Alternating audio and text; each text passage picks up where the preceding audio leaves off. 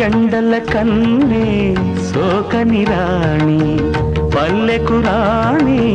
పల్లవ పాణి కోటను విడిచి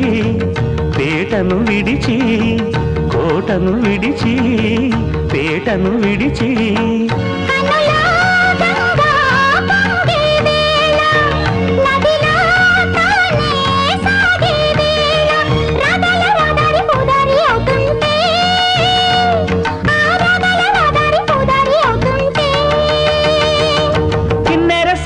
వచ్చిందమ్మా వెన్నెల పైటేసి